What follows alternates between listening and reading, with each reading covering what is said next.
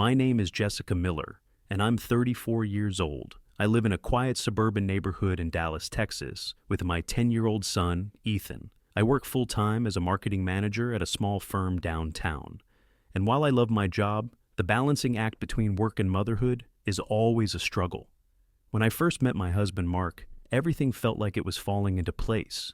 We had big dreams, a beautiful home, and a growing family. But somewhere along the way, everything changed. Mark and I had been married for 12 years. For the first few years, it was blissful, or at least I thought it was. We were young in love and starting to build our life together. Mark had a decent job in sales, and I was working my way up the corporate ladder. But even from the beginning, I noticed cracks in the foundation. Mark always had a way of shrugging off his responsibilities. He wasn't a bad person, but he never fully committed to the idea of building a secure future. I would come home after long days at work, exhausted only to find that he hadn't kept up with the housework or taken care of things he promised to. By the time Ethan was born, things started getting more complicated. I felt the weight of providing for our family, especially with Mark's inconsistent work ethic. I had to take on more hours at the office. And when I wasn't working, I was constantly caring for Ethan and trying to hold everything together. Mark, on the other hand, seemed content to float through life, taking things as they came. We never fought, but I began to resent him for not pulling his weight. It was as if we were playing two different games, and I was always the one doing all the heavy lifting. Then came the decision to buy the SUV. We had been driving an old beat-up car for years, and I was constantly stressed about the repairs. Mark insisted we needed something more reliable, and after a lot of back and forth, we agreed on a luxury SUV. I wasn't thrilled about it, but Mark promised it would be a smart investment. "We'll look more stable," he said. "It'll make things easier." I was hesitant, but Mark convinced me that it was necessary for our family's future. I took out a loan to cover the $45,000 cost. Mark, of course, was supposed to help with the payments, but in the back of my mind, I wasn't convinced he would. I told myself it would be fine. We'd make it work. And for a while it did. The SUV felt like a status symbol in our neighborhood, a sign that we had finally made it. But deep down, I felt like it was all just a facade. As the months passed, the weight of the debt started to sink in. Mark continued to struggle with work, and the financial strain began to take a toll on our relationship. I started feeling more isolated, spending long nights working and worrying about bills. Mark would get home late exhausted from whatever he was doing, and I would be too tired to talk to him about the things that were on my mind. The love we once shared felt like it was slipping away piece by piece. And then one day, it all fell apart. It started like any other afternoon. I'd just finished a meeting at work, and I was preparing dinner when I saw the email. At first, I thought it was some sort of spam or mistake, but the name at the top of the message stopped me in my tracks. It was from Mark. My hands trembled as I clicked it open, expecting some sort of update on the bills or plans for the weekend. Instead, the words I read shattered everything. The email was short, emotionless. "I'm leaving. I've moved in with Tiffany. I don't love you anymore. I don't think I ever did. Please don't try to contact me." My heart sank. I read it again, then again, willing the words to make sense. But no matter how many times I read that same message, it didn't change. He was leaving me, leaving us. I stared at the screen, unable to process it. This couldn't be real, but it was Mark, the man I had spent over a decade with. The father of my child had fallen in love with someone else, someone named Tiffany. He didn't even have the decency to call me. He just left. Tiffany. I had no idea who she was. The name echoed in my mind, but it was irrelevant. I wasn't thinking about her. I was thinking about me. About Ethan. How could he do this? How could he leave us with the bills piling up and the car loan hanging over our heads? I was frozen. The kitchen seemed to close in around me as I thought about the future. Without Mark's income, I would be alone to pay off the SUV and all the other expenses. I knew I couldn't afford it. How could I? I had never been prepared for this. I wasn't prepared to be a single mom to raise Ethan by myself. In that moment, I felt more alone than I had ever felt in my life. And as the hours passed, the anger began to rise. How could Mark do this to us? I hadn't asked for perfection. All I wanted was a partner, someone who would stand by me through the hard times. But instead, I had been left with a mountain of debt, a broken heart, and no clear way out. As I tried to absorb the shock of what had just happened, Ethan came into the kitchen. He had been quiet all afternoon, and I hadn't even noticed him standing by the door. His face was full of concern, his eyes searching mine. "Mom," he asked softly, "are you okay?" I wiped away a tear trying to compose myself. I'm fine, honey, just a little tired. But Ethan wasn't fooled. He stepped forward, his small hand resting on my arm. Mom, it's going to be okay. You've always figured things out before. His words hit me like a wave. I tried to smile, but inside I felt a new kind of fear. Fear that I wouldn't be able to figure this out, that I was out of my depth. Ethan didn't know the half of it, but in his eyes I saw the trust he had in me, and that trust was what kept me from breaking down completely. Somehow I had to figure this out, for him. The days that followed Mark's departure felt like they were moving in slow motion. I went through the motions of life, taking care of Ethan, managing my work, and trying to keep everything together. But it felt like I was walking through a fog. I could barely remember what it felt like to be happy. The weight of the debt, the shock of the betrayal, and the feeling of being utterly alone were suffocating me. Every time I looked at the empty space where Mark's things used to be, it hit me all over again. The clothes he left behind, the pictures of us that once hung proudly on the walls, now seemed like cruel reminders of everything I had lost. I hadn't realized how much I had depended on him until he was gone. Even though I was the one who always took care of the bills, the house, and everything else, I had always believed that we were partners. Now I was realizing how much of that partnership had been a facade. The car loan was still hanging over my head. Every month the payment loomed a reminder of Mark's broken promises. He had never made good on his word to help with the bills, and now I was left holding the entire burden. My salary wasn't enough to cover the payments, let alone the other costs of life. I had always prided myself on being independent, but I couldn't deny it. I was drowning. But it wasn't just the financial strain that was eating me up. It was the loneliness. Ethan was great, but he was just a kid. He needed me, and I needed him, but I couldn't expect him to fill the emotional void that Mark had left behind. I missed the companionship, the laughter, the connection that came with having a partner. Even when things were tough, Mark and I had always been there for each other. Or at least that's what I had thought. One evening after dinner, I was sitting in the living room scrolling through my phone when Ethan came in.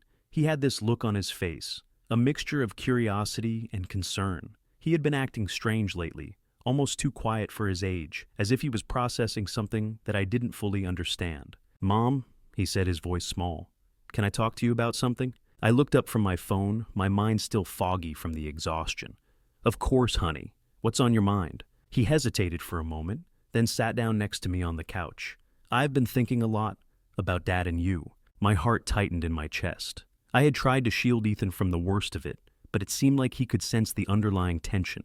He wasn't stupid. He knew something was wrong. "Ethan, listen," I said gently. "I know things are tough right now, but we'll get through it, okay? I promise you, we'll figure it out." He shook his head, his small brow furrowed in a way that I hadn't seen before. "It's not about that. Mom, I just think maybe we should stop thinking about all the bad stuff. You've been so sad lately. I don't want you to be sad." His words hit me like a ton of bricks. How had I not noticed how much my own sadness was affecting him? He was just 10 years old. He should be focused on school, on friends, on enjoying his childhood, not worried about the weight of the world. "I know, honey," I whispered, my throat tightening. "But it's hard." "I know it is." He said, his voice steady despite his age. "But maybe we need to think about the good stuff. Maybe you can't fix everything right now, but you can still be happy. I know you can." I stared at him, stunned. How was it possible that a 10-year-old boy could have this kind of wisdom? He wasn't even talking about the situation with Mark. He was talking about life itself. He was telling me to find the strength to move on, to not let my pain define me. "You're right, Ethan," I said, my voice barely above a whisper. "I don't want to be sad anymore. I've been so caught up in everything that's gone wrong that I forgot to see what's still right." His face lit up with a small smile, as if he knew that what he had said had made a difference. "I think you can do it." "Mom, I really do." In that moment, something shifted inside me. Ethan was right. I couldn't keep wallowing in self-pity.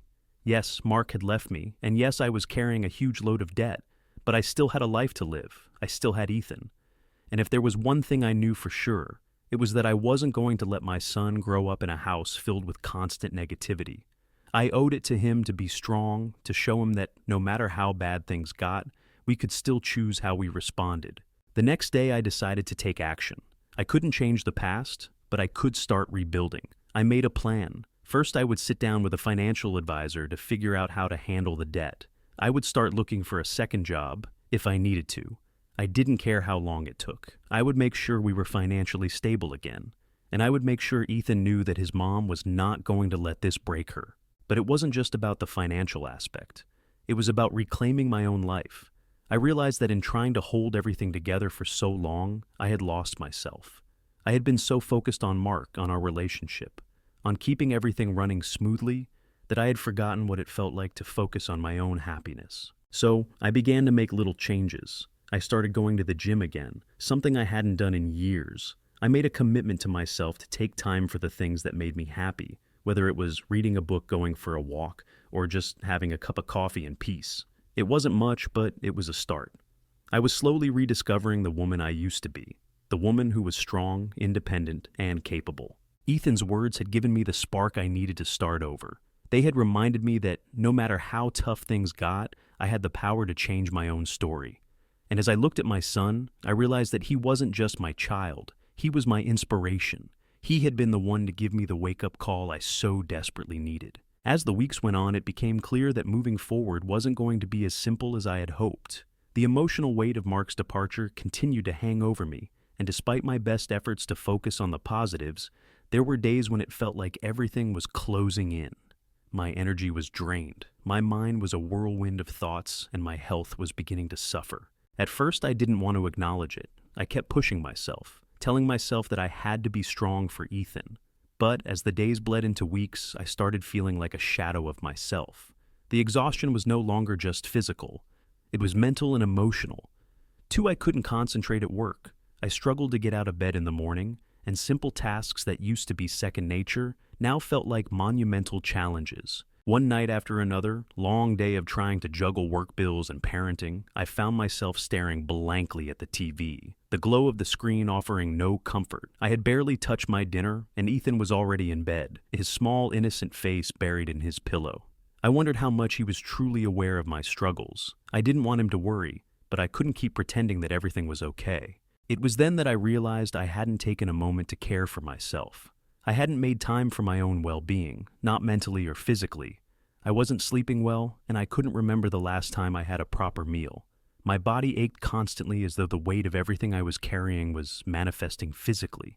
I felt like I was crumbling from the inside out, but I didn't know how to stop it.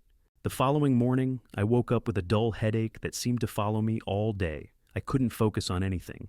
At work, I was slow to respond to emails, and my usual energy was nowhere to be found. During lunch, I found myself pacing around the office parking lot, trying to shake off the feelings of suffocation that had started to creep in.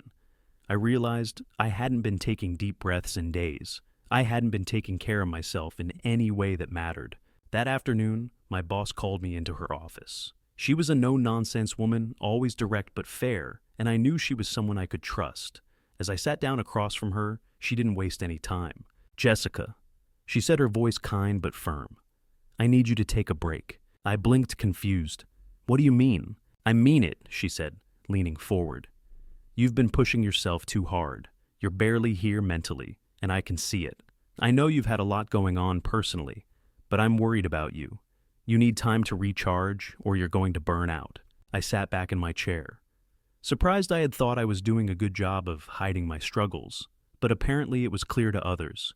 It was almost embarrassing, the realization that I had been so obvious in my distress. But at the same time, it was a wake-up call. I hadn't realized how much I was compromising my own health, and the truth was, I didn't have the energy to keep pretending that everything was fine. "I'm fine," I said, my voice tight, but I could hear the crack in it. She raised an eyebrow. "No, you're not. You're breaking down, and it's okay to admit that. You've been through a lot. Don't push yourself past your limits. Take some time off. We'll figure it out here." Her words hit me harder than I expected. It wasn't just that I was physically exhausted. It was the emotional toll that had caught up with me. Mark's betrayal, the loneliness, the debt. All of it had taken a toll I hadn't fully realized until now. I took the next few days off work, and it felt like a small act of rebellion against the pressures I had been putting on myself. I slept, I rested, I let myself feel the weight of the emotions I had been burying for weeks. And I cried. I cried because I had been trying so hard to keep everything together, but I hadn't given myself permission to break down.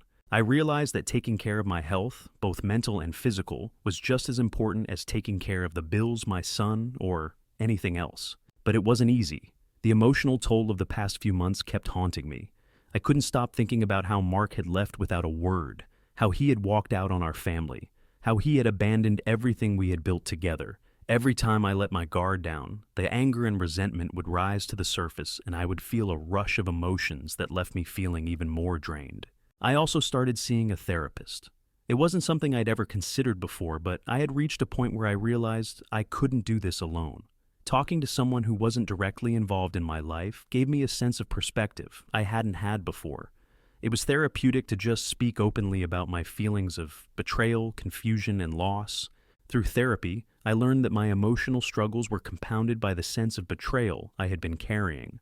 I wasn't just grieving the loss of my marriage, I was grieving the idea of a life that no longer existed. Everything I had built my identity around was shattered, and I didn't know who I was anymore without it. It wasn't just Mark's departure that had affected me. It was everything we had gone through together, the good times, the bad times, and everything in between.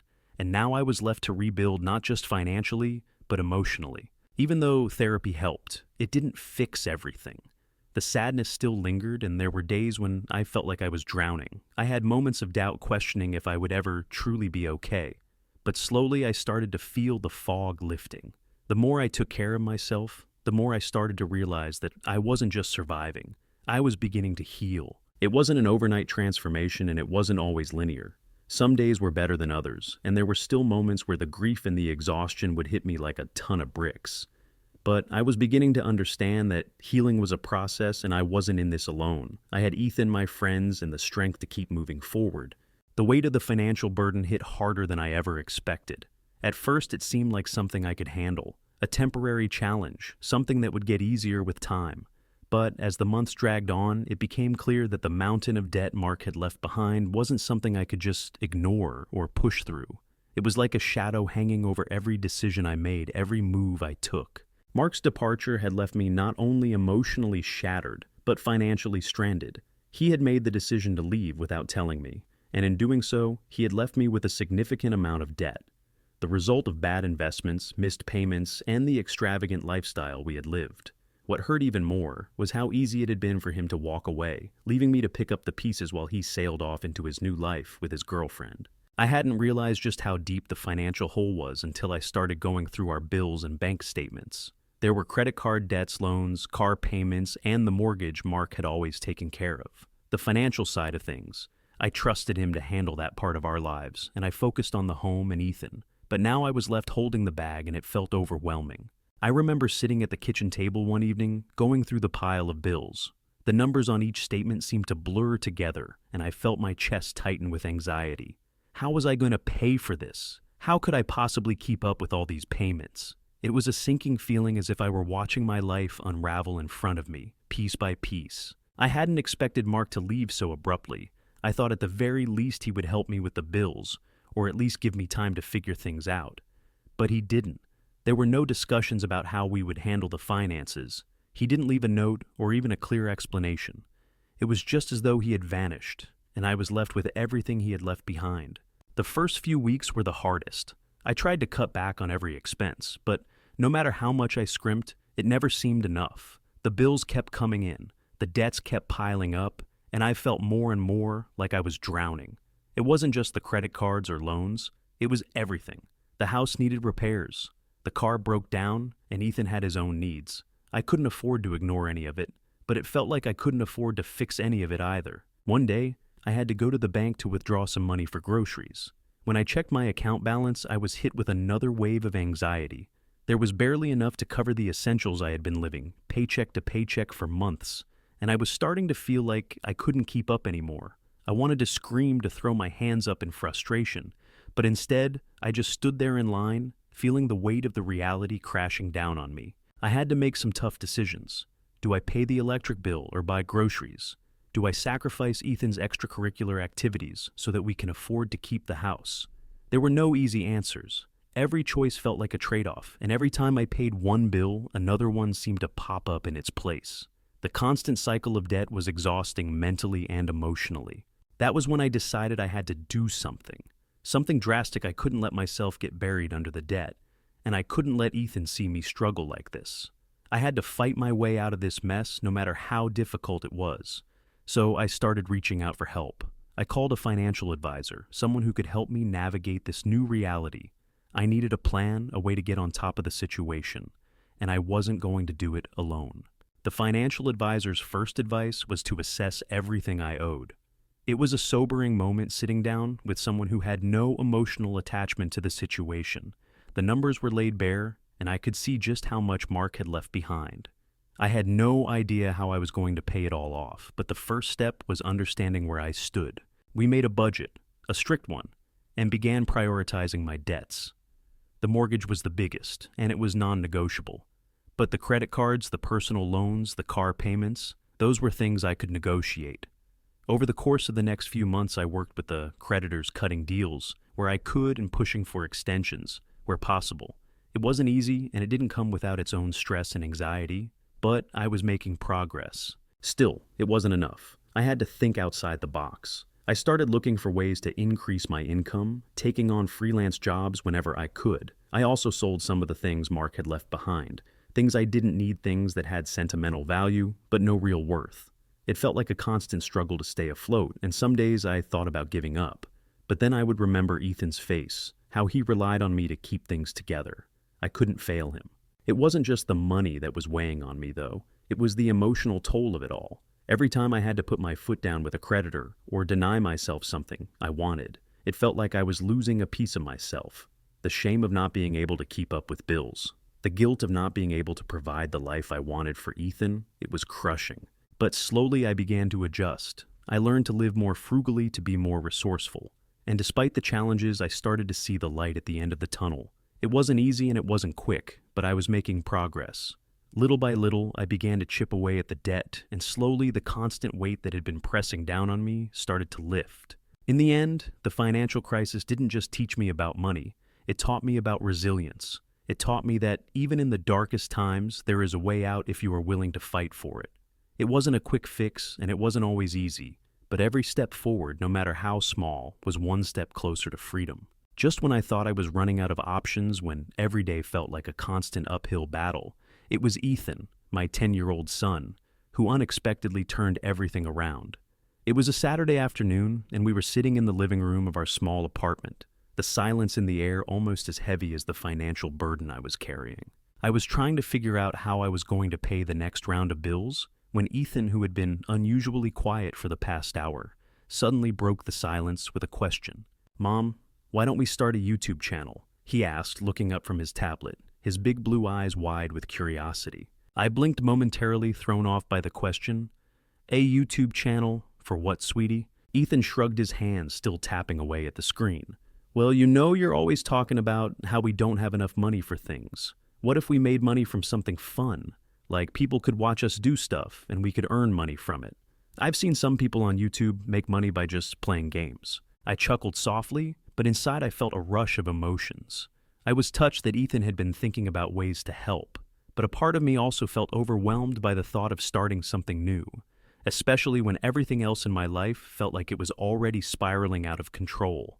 "You want us to start a YouTube channel?" I asked, half amused but also slightly nervous. "Yeah, you're good at making things. Like those cool crafts you do, and people like watching fun videos. We could do it together. I can help with editing and all that stuff. We just need a camera, and maybe some ideas for videos." The idea seemed outlandish at first. How could a 10-year-old come up with a solution that might actually work? But as I looked at him, so hopeful and confident in his suggestion, I felt a spark of possibility. Could it really work? Could we start something from scratch and turn it into a source of income? At that moment, I didn't have an answer, but I did know one thing: Ethan's optimism was infectious. It made me realize that despite everything that had happened with Mark and the overwhelming mountain of debt, maybe I had been looking at the situation all wrong. Maybe I wasn't as powerless as I had felt. Maybe I had more control over our future than I had been willing to admit. I decided to take a leap of faith, not just in the idea, but in Ethan's ability to help us figure this out. We spent the next few days brainstorming. Ethan was full of ideas. We could make how-to videos, he suggested. You could show people how to make the crafts you always do. Or we could do funny skits or try different challenges. He was clearly brimming with ideas, each one more creative than the last. We decided to start simple, a DIY craft channel. It was something I knew well and could easily teach. I had always loved creating home decor items, and it seemed like a perfect way to combine my skills with something that could be entertaining for people. Ethan, on the other hand, took charge of the technical side. He was a little tech genius navigating the world of video editing and uploading with an ease that amazed me. He showed me how to film with our phone, how to edit the videos, and even how to add music and captions. It was all so new to me, but Ethan was patient, guiding me every step of the way. The first video we posted was a simple tutorial on how to make a rustic picture frame from old wood. It was something I'd done a dozen times before, but now instead of creating for myself, I was creating for an audience. I had no idea if anyone would watch it, but we did our best to make it engaging. Ethan helped with the title and description, making sure it was optimized for search engines. We both worked together, and by the time we uploaded the video, we were both excited and nervous. At first, nothing happened. We didn't gain any subscribers, and there were only a few views on the video. But instead of feeling discouraged, we kept going. We uploaded more videos, how to repurpose old furniture, budget-friendly home decor, ideas, and simple life hacks. I was surprised at how quickly Ethan picked up on the nuances of YouTube. He figured out how to get people's attention with catchy thumbnails, how to engage with viewers through comments, and how to grow our channel slowly but surely. After a few weeks, our channel began to pick up some momentum. People started leaving comments saying they loved the videos, asking for more tutorials, or just expressing gratitude for the ideas we shared. The first time I saw a comment saying, "This was so helpful, thank you," I nearly cried. It was the first real positive feedback I had gotten in months, and it reminded me that even in the darkest times, there were still bright spots. Maybe this was our way out. Ethan was absolutely right. This YouTube channel wasn't just a distraction or a passing idea. It was an opportunity, a way to take control of our situation, to create something that could change our financial future. With every video, I felt more empowered. Each new subscriber was a small victory. Each new view meant we were getting closer to turning our passion into a source of income. Over time, our videos gained more attention. We started getting sponsorships from brands that aligned with the content we created. It wasn't enough to replace Mark's income, but it was a start, a promising one. It wasn't just about the money, though. It was about something more valuable, the bond that was growing between me and Ethan. We were no longer just a mother and son surviving in a difficult situation. We were partners creating something together and building a future in the process. Looking back, I couldn't believe how far we had come. What had started as a simple suggestion from Ethan had turned into a business, a source of income, and a way for us to heal and grow. Ethan had turned out to be the one who saw the potential when I couldn't. His game-changing suggestion had opened up a whole new world of possibilities for us, and it was a reminder that sometimes the answers we need are right in front of us. We just have to be willing to listen. After Ethan's game-changing suggestion, I knew we couldn't waste any more time. We had a plan, a goal, and most importantly, we had the motivation to make it work. The next few weeks were a blur of activity.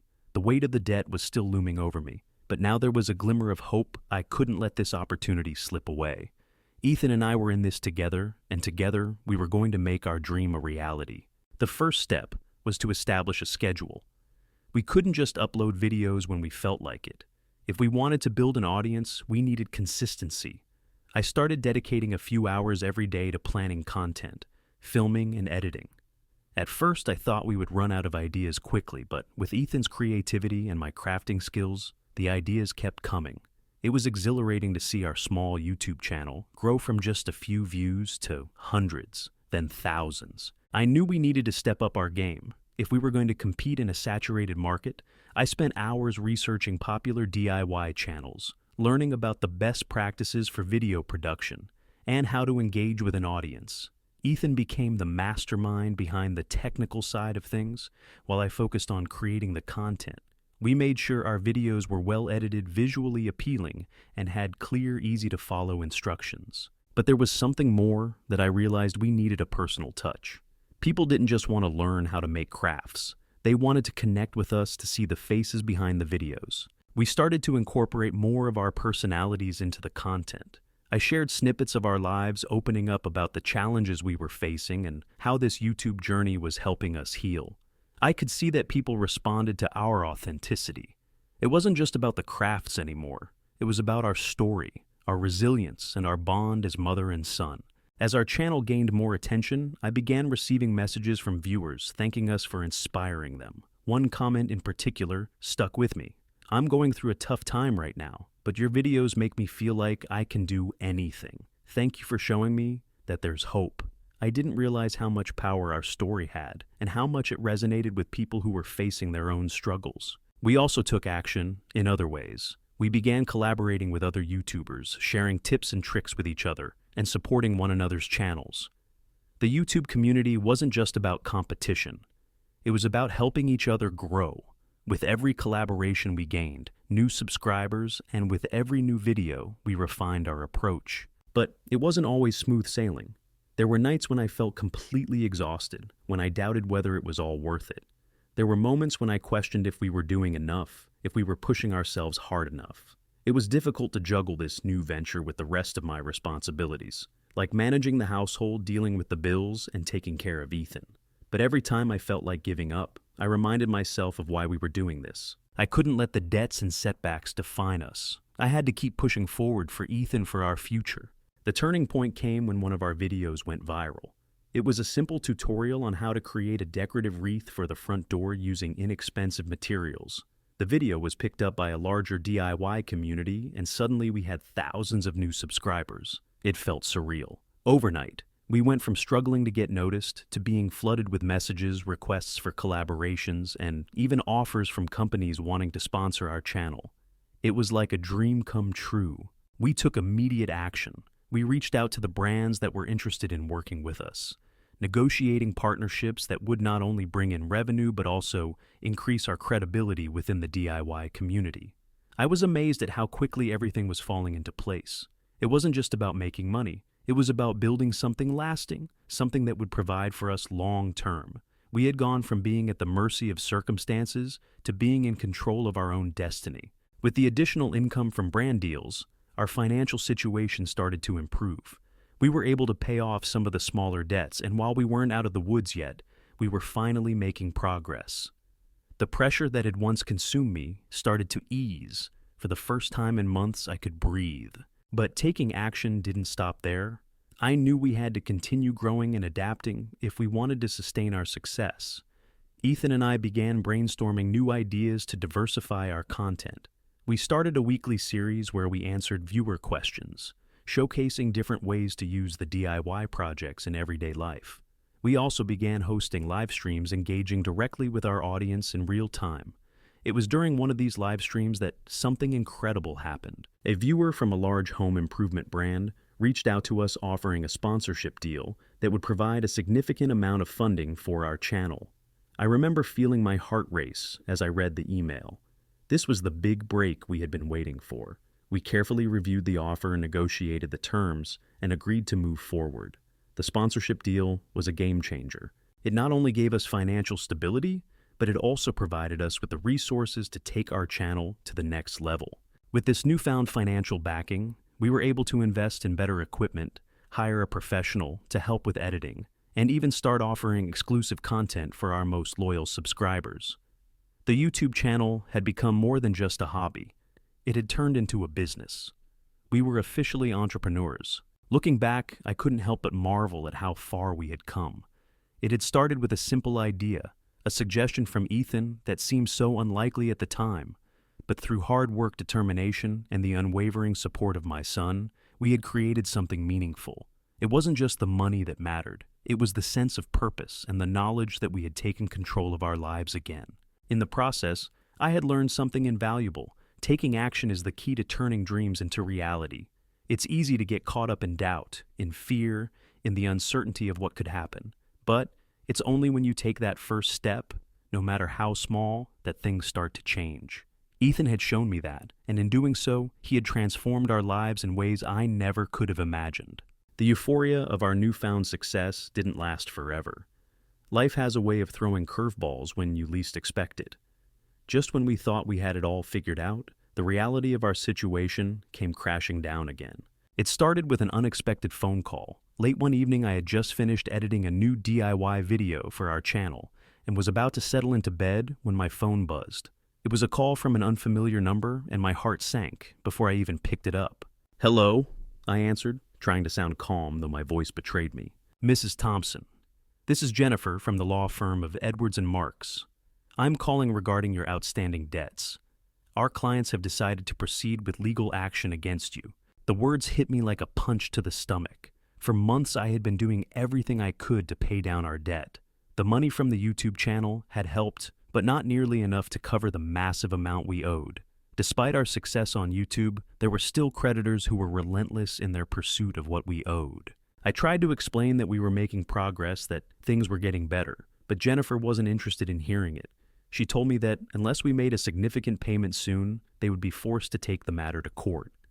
My mind raced, and for the first time in a long time, I felt utterly helpless. Hanging up the phone, I sat down on the edge of the bed, staring at nothing. In particular, Ethan came into the room, sensing that something was wrong. "What's going on, Mom?" he asked gently, sitting next to me. I don't know if we can keep going." "Ethan," I said, my voice breaking, "the debt is still too much, and now they want to take us to court. I thought we were making progress, but it feels like we're right back where we started." Ethan, who had been so optimistic up until this point, looked at me with a seriousness I wasn't used to seeing from him. He didn't seem scared or worried. Instead, he seemed determined. "Mom, we can't stop now," he said, his voice filled with quiet confidence. "We've come so far already. Remember how we felt when we first started. We were scared, but we didn't give up. We can't give up now. Not when we're this close." His words were a lifeline, and they pulled me out of the darkness for a moment. But the truth remained, we were at a crossroads. If we didn't find a way to address the looming legal issues, everything we had worked so hard for could come crashing down. But then, just as I was beginning to feel defeated, something unexpected happened. A longtime friend of mine, Sarah, whom I hadn't spoken to in years, reached out. She was someone I used to work with at my previous job before everything fell apart. I had no idea how she had found us or what had prompted her to reach out, but I was so grateful that she did. "Jessica, I've been following your YouTube channel," Sarah said when I answered the phone. "I'm so proud of everything you've accomplished, but I know you're still struggling with your debt. I've been in touch with a financial consultant who specializes in helping people in situations like yours. I think you should reach out to him. He's helped me in the past, and he's amazing at what he does." At first, I hesitated.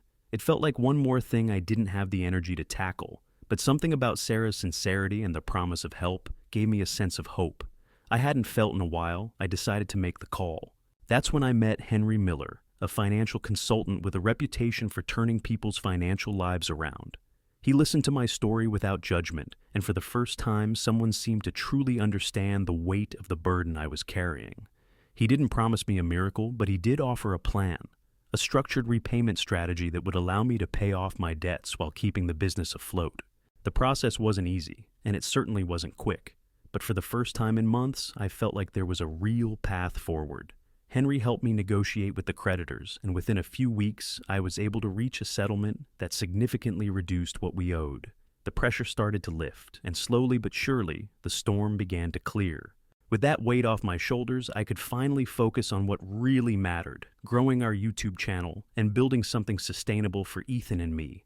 The relief from the debt crisis gave us a newfound sense of freedom, and we dove even deeper into our work. Ethan and I began to treat our YouTube channel like a true business, developing a content strategy, improving our production quality, and even hiring someone to help with the editing. As the months passed, our channel began to flourish even more. The sponsorship deals grew, and we secured opportunities for collaborations that helped us reach new audiences. Our debt was no longer the shadow it once was, and while we weren't wealthy by any means, we were in control. We had built something from the ground up, something we could both be proud of. But it wasn't just about the money. What truly changed was how I viewed myself and my life. I had gone from feeling utterly defeated to reclaiming my sense of purpose. I had rediscovered the strength within me, the resilience I had thought I'd lost forever. I realized that sometimes life has to fall apart before it can come together. And through all of this, Ethan had been my rock. His unwavering belief in us and me had been the catalyst for everything he had taught me that no matter how bad things got, there was always a way forward, if you were willing to take action. His words had sparked something in me that I would never forget. Looking back, I could see how much we had grown. From the depths of despair to the heights of success, every step had brought us closer together. And while I knew there would be challenges ahead, I also knew that we could face them together. The fallout from our past was still part of our story, but it no longer defined us. We were no longer victims of circumstance. We were survivors, creators, and most importantly, we were a family that had found a new beginning. As the months passed and life slowly settled into a new rhythm, I found myself reflecting on everything that had led us here. The journey from the darkest days of feeling utterly alone and overwhelmed by debt to where we stood now stronger, more confident, and more connected was nothing short of remarkable. It had been a turbulent ride full of ups and downs, but in the end it was one of the most defining experiences of my life. Looking at Ethan now, I could see the growth in him too. He wasn't just the little boy who had saved me from drowning in despair. He had become a young man with a vision for the future. I'd always known he had something special in him, but over the past year, he'd proven just how capable and resilient he was. He wasn't just my son anymore. He was my partner, my co-creator, and my greatest source of inspiration. Together, we had built something real, something that gave us both a sense of pride and accomplishment. The YouTube channel, which had once been a way to share our story and document our journey, had grown into a full-fledged business. We had created a community of people who not only followed our content, but also supported us in ways we could never have imagined. I was amazed by the connections we had made, the friendships that had blossomed from the most unlikely places, and the genuine outpouring of love from people who had been touched by our story. Every new subscriber, every comment, every like, was a reminder of how far we had come. I had gone from being an uncertain woman, facing the ruins of a broken marriage and overwhelming debt, to becoming a content creator, an entrepreneur, and most importantly, a woman who had found her strength again.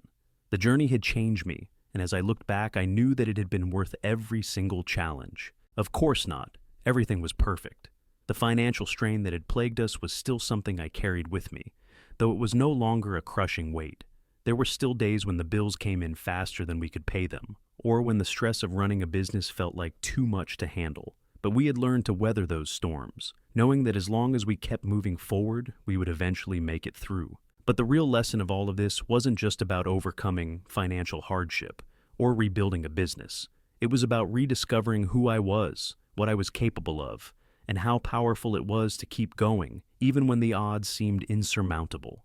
The strength I had found within myself, especially after so much heartbreak and betrayal, was something I hadn't realized I was capable of. And it wasn't just about me anymore. It was about Ethan too. In the early days, I had worried about how the divorce, the debt, and the emotional toll would affect him. But seeing him now thriving and more confident than ever made me realize that we had both come out of the experience stronger. He had grown up fast in the last year, but he hadn't lost his spark, his sense of joy, or his belief that anything was possible. If anything, he had become even more determined to succeed, more focused on his own future, and more willing to take risks to chase his dreams. The world we had once thought was full of obstacles was now full of opportunities. As a family, we had learned that failure wasn't the end of the road, but simply a part of the journey. Every setback had been a lesson, every hardship an opportunity to grow and evolve. We had learned that no matter how much we stumbled, there was always a way to rise again. But the most powerful realization came when I understood that none of this would have been possible without the support of the people who had believed in us, especially Ethan. It was his belief in me that had made all the difference. His unwavering confidence in us in the face of everything that had gone wrong had been the spark that set everything in motion. Our story was no longer one of tragedy. It was a story of resilience, of overcoming the odds, and of finding light in the darkest of times. And while the road ahead still held challenges, I knew that we had the strength to face them together. The journey was far from over, but as I looked at Ethan, I realized that the best was yet to come. As I sat back one evening watching Ethan work on his latest project for the channel, I couldn't help but smile. There was something about the way he was so focused, so passionate about creating something that mattered, that filled me with pride. He had always been a dreamer, but now he was a doer too. And I knew that no matter where life took us, we would continue to support each other, face challenges head on, and embrace whatever the future held. In the end, it wasn't just about surviving the hardships we faced. It was about transforming them into something beautiful. Together we had created a future full of possibilities, and that to me was the greatest success of all.